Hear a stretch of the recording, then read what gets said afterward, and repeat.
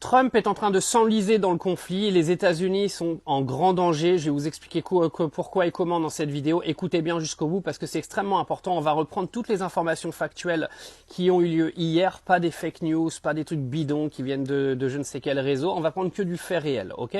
Donc Donald Trump est venu expliquer hier soir qu'il donnait un délai supplémentaire de 5 jours à l'ultimatum qu'il avait donné à l'Iran avant de bombarder tout ce qui est infrastructure énergétique. Un ultimatum de 5 jours qui ressemble clairement à une sorte de délai qu'un étudiant demanderait à son prof pour lui rendre un devoir.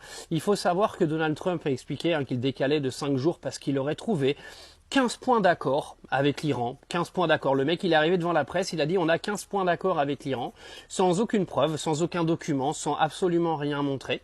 C'est juste une dinguerie, les gars. C'est-à-dire que Donald Trump fait du Donald Trump, il raconte n'importe quoi pour essayer de gagner du temps, pour essayer de se sortir de cette guerre dans laquelle il s'est enlisé et dans laquelle il ne sait absolument plus quoi faire.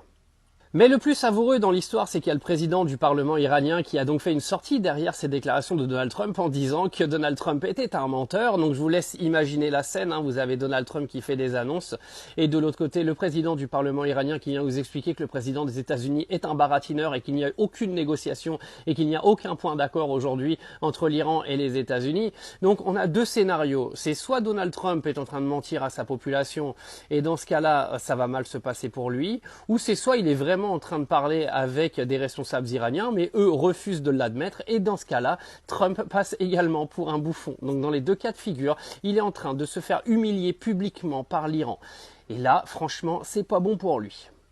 Parlons maintenant du point crucial de cette guerre, c'est que l'Iran est en train de la gagner, clairement. Il faut savoir quand même que Donald Trump est arrivé en Iran en disant qu'il allait changer le régime et détruire l'ayatollah et changer le régime iranien en l'espace de 24 à 48 heures. On est 24 jours plus tard et l'Iran est en position de force aujourd'hui. Position de force contre deux États, les États-Unis et Israël. On n'est pas seulement sur un combat entre l'Iran et les États-Unis, on est un combat sur un duo qui se bat contre l'Iran. Et l'Iran aujourd'hui a bloqué l'économie mondiale. L'Iran est en train même de rivaliser militairement avec les États-Unis et Israël.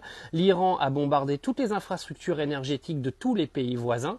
Et on se retrouve dans une situation 24 jours plus tard où l'Iran a pris le contrôle de cette guerre. Je ne sais pas si vous vous rendez compte de la dinguerie, mais Donald Trump, qui était arrivé un petit peu sur son cheval avec son beau chapeau de cow-boy, est en train de se faire littéralement défoncer par les Iraniens. Ça, il faut vraiment qu'on en parle parce que c'est un point qui est extrêmement important. Les États-Unis sont en train de se faire humilier en Iran. Alors maintenant, la question, c'est de savoir qui contrôle la situation dans le conflit. Alors, c'est absolument pas les États-Unis. Vous savez qu'il y a un président qui a dit qu'il allait tout résoudre en 48 heures. On se retrouve avec un ultimatum qui est lancé contre l'Iran avant de les détruire totalement. Et l'ultimatum est décalé de 5 jours sans aucune raison valable, puisque tout ce qu'a dit Donald Trump a été démenti par le président du Parlement iranien. Donc, qui est en charge aujourd'hui? Qui contrôle la situation? Absolument pas les États-Unis. En résumé, les 5 prochains jours qui arrivent là vont être décisifs. C'est soit Donald Trump est en train de préparer une plus grande attaque pendant ces 5 jours et essaie de gagner du temps, soit il va se retirer et il va nous expliquer en gros qu'il y a des accords qui ont été trouvés, etc. Mais dans tous les cas de figure, Donald Trump est en train de se faire totalement dilapider par l'opinion publique. Cette guerre, il n'en sortira absolument pas gagnant. Et surtout, je crois qu'à un moment donné, il a quand même réussi à rendre l'Iran sympathique et je crois que ça, c'est vraiment son plus grand échec.